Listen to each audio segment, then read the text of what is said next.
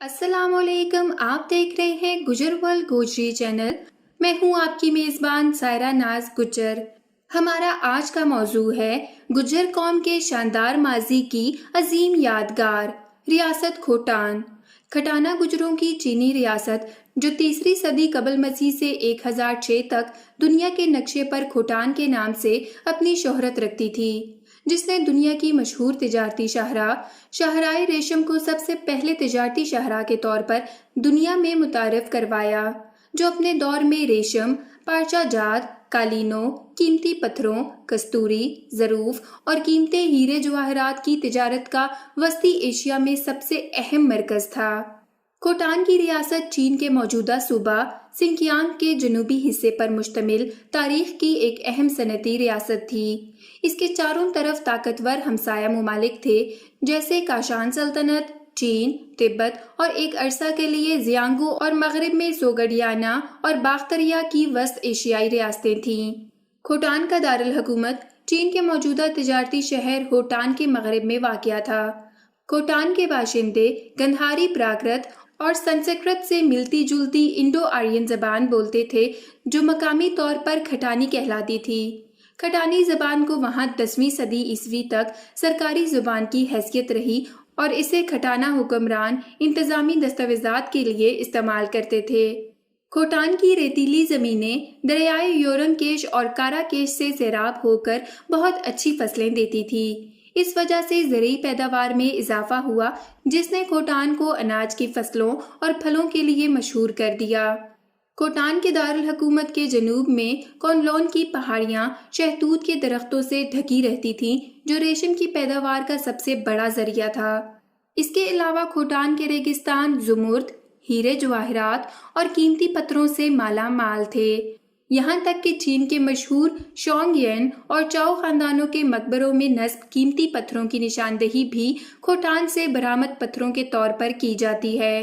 دور دور سے تاجر ان قیمتی پتھروں، ہیرے جواہرات، پارچہ جات، ریشم اور کستوری کی تجارت کے لیے کھوٹان کا رخ کرتے، جس کی وجہ سے کھوٹان کی ریاست وسط ایشیا کے ایک اہم تجارتی مرکز کی حیثیت حاصل کر گئی، جس تک پہنچنے کے لیے ہندوستان، خراسان، فارس، یونان، شام، مصر، عرب اور افریقی ممالک کے تجارتی قافلوں نے جو راستہ اختیار کیا، وہ بعد ازاں کھوٹان کی عمدہ ریشم کی نسبت سے شاہراہ ریشم کے نام سے دنیا میں مشہور ہوا، جو آج بھی دنیا میں سلک روٹ کے نام سے مشہور ہے۔ کھوٹان کا بانی کھٹانہ خاندان۔ کھوٹان کا بانی کون تھا؟ اس کی شناخت کے کئی دستاویزی نمونے آج بھی دنیا میں موجود ہیں۔ یہ چینی زائر سوان زونگ کی یادداشتوں اور کھوٹان کی سرکاری دستاویزات کے تبتی ترجموں میں میسر ہیں۔ آثار قدیمہ کے یہ تاریخی نمونے بتاتے ہیں کہ اس شہر کی بنیاد تیسری صدی قبل مسیح کے آس پاس اشوک کے دور حکومت میں ہندوستانیوں کے ایک گروہ نے رکھی تھی، جو گجر قوم کی کھٹانہ شاخ سے تعلق رکھتے تھے۔ آثار قدیمہ کے ایک نمونے کے مطابق قدیم ٹیکسلا میں ایک قبیلے کے امراء جو اپنا نسب ویساراوانا دیوتا سے جوڑتے تھے، کہا جاتا ہے کہ انہوں نے اشوک کے بیٹے کانولا کو اندھا کر دیا تھا، جس کی سزا کے طور پر مورین شہنشاہ نے ٹیکسلا کے ان امراء کو ہمالیہ کے شمال میں جلا وطن کر دیا، جہاں وہ آباد ہوئے۔ اس علاقے کا نام کھوٹان رکھا اور اپنے ایک ممبر کو بادشاہ منتخب کیا۔ ٹیکسلا قدیمی طور پر گجر قوم کا مسکن رہا ہے۔ آثار قدیمہ کے دوسرے نمونے کے مطابق وہ خود کانولا ہی تھا، جس کو جلا وطن کیا گیا تھا اور اسی نے کھوٹان کی بنیاد رکھی۔ 1900 کی دہائی میں اورل اسٹین نے نیا سے خاروشتی رسم الخط میں لکھی ہوئی پراکرت دستاویزات دریافت کیں، جن پر تحقیق نے یہ ثابت کیا کہ یہ لوگ ٹیکسلا کے ہندوستانی تارکین وطن تھے، جنہوں نے اس علاقے کو فتح کرنے کے بعد وہاں اپنی نو آبادی قائم کی اور اس کا نام کھوٹان رکھا۔ یاد رہے کہ پراکرت کا استعمال کشان سلطنت کی گندھارا تہذیب میں ہی ہوتا تھا۔ گندھارا کے پورے علاقے میں آج بھی کھٹانہ گجروں کی بہت بڑی تعداد موجود ہے۔ کھٹانی دستاویزات کے مطابق دوسری صدی قبل مسیح میں کھوٹان کے ایک کھٹانہ بادشاہ نے جنوبی ایشیا کی کشان سلطنت کے مشہور حکمران کنچک کو ہندوستان کی مشرقی ریاستوں میں سے ایک سکیٹ کو فتح کرنے میں مدد دی۔ کھوٹان نے پہلی صدی عیسوی میں اپنی طاقت سے کام لینا شروع کیا جب ایک پڑوسی ریاست یارکند نے جارحیت کا ارتکاب کیا۔ 25 میں کھوٹانی جنرل زیمبو با نے یارکند کے خلاف بغاوت کا آغاز کیا۔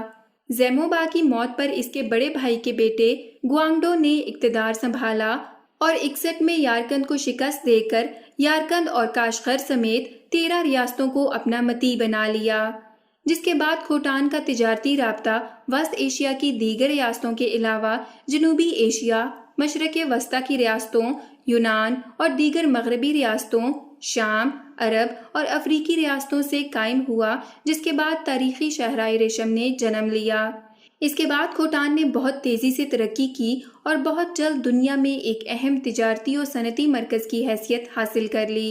یہی وجہ ہے کہ ریاست کھوٹان کے ایریا سے جو آثار قدیمہ دریافت ہوئے، ان میں دنیا کے مشہور تاریخی نمونے بھی شامل ہیں، جیسا کہ کھوٹان کے مختلف مقامات سے دریافت ہونے والے ہیلینسٹک فن پاروں سے بھی ظاہر ہوتا ہے۔ ان میں سے ایک رنگین اون سے بنا ہوا منقش یونانی پردہ ہے جو 1983 سے 1984 کے دوران کھوٹان سے 30 کلومیٹر مشرق سے دریافت ہوا۔ اس پر یونانی دیوتا ہرمس کی تصویر منقش ہے۔ اسی طرح صحرائے ریشم پر ہی پائے جانے والے دوسری صدی قبل مسیح کے ایک اور شہر لولان کے کھنڈرات سے ایک اور یونانی فن پارہ 1915 میں دریافت ہوا، جس پر پیگسس کا عکس منعکس ہے جو قدیم یونانی تصورات میں مقدس براق کی حیثیت رکھتا تھا۔ اسی طرح مٹی کی بنی ہوئی قدیم یونانی اور مصری صراحیاں بھی ملی ہیں۔ پہلی صدی عیسوی سے لے کر 7ویں صدی عیسوی تک مختلف کھٹانا، ہن، ساکا اور تانگ خاندانوں نے کھوٹان پر حکومت کی۔ 792 میں تبت نے کھوٹان پر اپنا تسلط قائم کر لیا، لیکن 851 میں کھوٹان نے دوبارہ آزادی حاصل کر لی۔ کھوٹان پر ترک اسلامی یلغار کاشغر کے مشرق میں اسلامی فتوحات کا آغاز 934 میں کاراخانی سلطان ستوک بھگرا خان کے اسلام قبول کرنے سے ہوا تھا۔ ستوک بھگرا خان اور بعد میں اس کے بیٹے موسیٰ نے کھوٹان کو فتح کرنے کی طویل کوشش کی، جس کے نتیجے میں اسلامی کاشغر اور بدھ کھوٹان کے مابین ایک طویل جنگ کا آغاز ہوا، یہاں تک کہ ستوک بھگرا خان کا پوتا علی ارسلان بھی اس جنگ کے دوران مارا گیا تھا اور کھوٹان نے 970 میں کاشغر پر قبضہ کر لیا۔ چینی کتابوں کے مطابق کھوٹان کے بادشاہ نے کاشغر سے پکڑے گئے ایک ناچنے والے ہاتھی کو چینی دربار میں تحفہ کے طور پر پیش کیا۔ تقریباً پون صدی کی مسلسل جنگ کے بعد بالآخر 1006 میں کاشغر کے مسلمان کاراخانی حکمران یوسف قادر خان نے کھوٹان پر فتح حاصل کی۔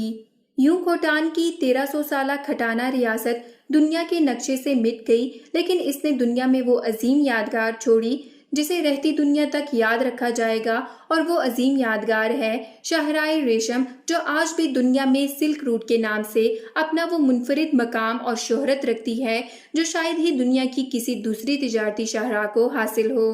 11ویں صدی عیسوی میں ایک کاشغری مصنف نے اپنی خود نوشت میں لکھا کہ کھوٹان کے باشندے ابھی تک اپنی کھوٹانی زبان بولتے ہیں، وہ ترک زبان کو زیادہ نہیں سمجھتے۔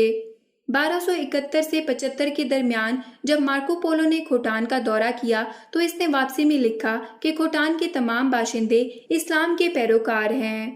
گجر قوم کی مزید ویڈیوز دیکھنے کے لیے دیکھتے رہیے گجر ورلڈ گوجری چینل۔ اپنی میزبان سائرہ ناز گجر کو اجازت دیں۔ اللہ حافظ۔